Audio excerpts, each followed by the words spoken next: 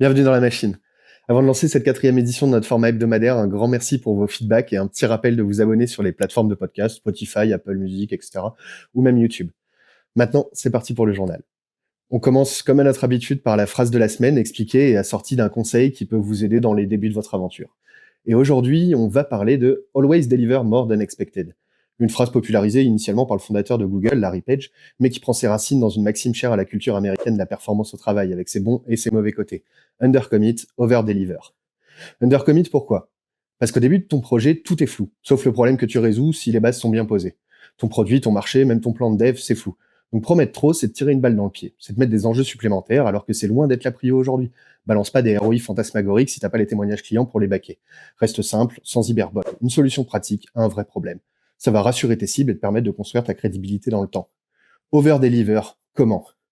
Par contre, en route, tu as plein de façons de surprendre agréablement ton client, ton utilisateur, en allant au-delà des attentes sur des micro-détails visibles. Un délai plus court que prévu, une initiative prise en plus sans qu'on te le demande, un service client aux petits oignons ou encore une feature surprise.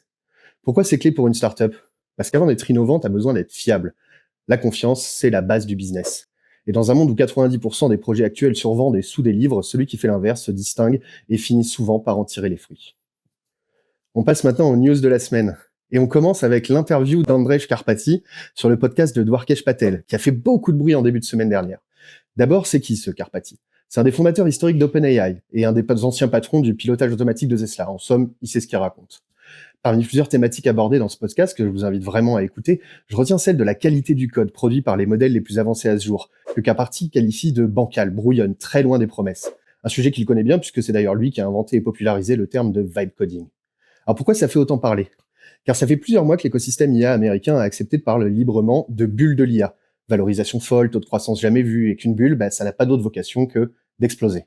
Et quand un des artisans de cette bulle est aussi modéré dans ses propos, ça entache sérieusement le discours du camp des accélérationnistes qui crament des centaines de milliards dans la course à l'AGI, l'IA ultime qui ferait tout mieux que n'importe quel humain. C'est pour dans 3 ans, dans 10 ans ?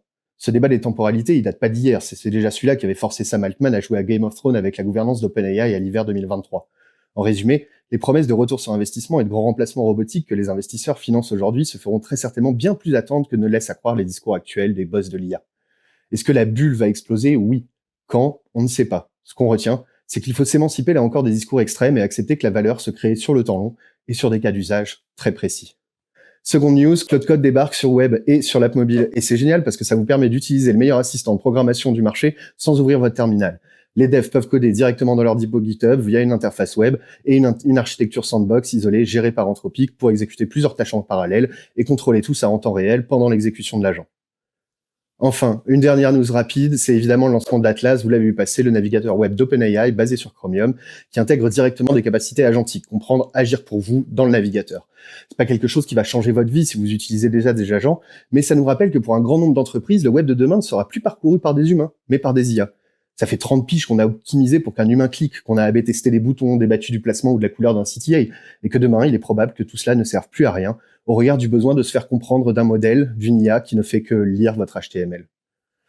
Voilà, c'est tout pour aujourd'hui, c'était le journal de la machine, un grand merci de nous avoir écoutés, et n'hésitez toujours pas à nous envoyer vos commentaires, à liker et à vous abonner. À très vite et à la semaine prochaine. On espère que ce format t'a plu.